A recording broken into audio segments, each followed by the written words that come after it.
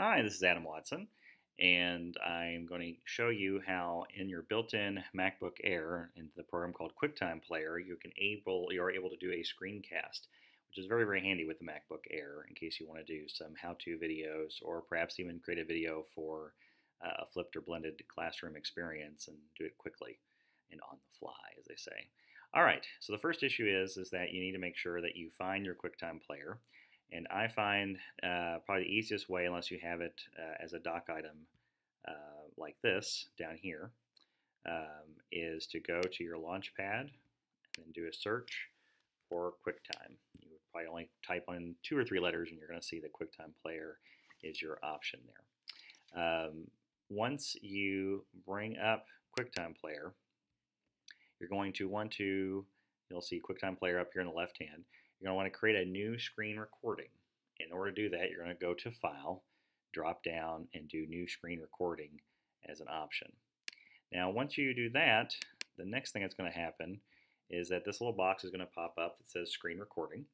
Now, if you click this red button, which we'll see what happens in just a moment when you do that, then that's when you're about ready to actually start recording. However, and here's an important however, if you don't tell it, at least the very first time you do this, to use your built-in microphone, you're going to record the screencasting, but you're not going to be able to hear yourself talking as you're hearing my voice right now.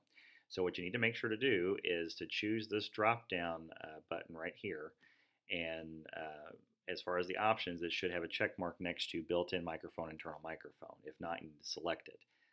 First time I did this, I didn't have any audio, couldn't figure out why, I had to kind of Google and look it up and realize that the default hadn't been changed yet. So again, for the very first time you do this, make sure the built-in microphone is chosen.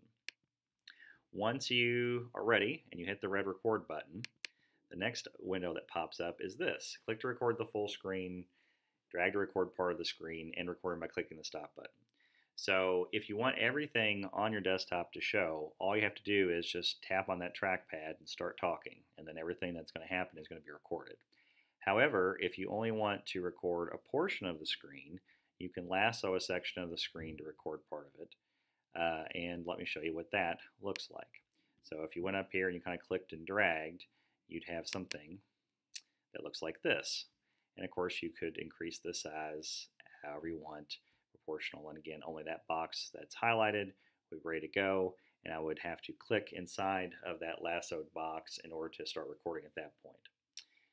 That said, the big thing here, and it's even though the button says find the stop button, it's in the menu bar, it still took me a few tries to actually hunt it down and find it, is where is the stop button? Well, the stop button is up here in the top right corner. So that is where you're going to click it when you're actually ready to stop.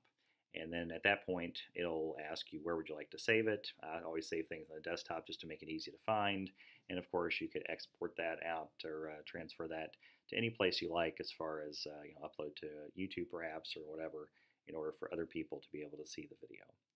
I hope this helped you out with screencasting using your QuickTime built-in player to your MacBook Air. Thank you very much.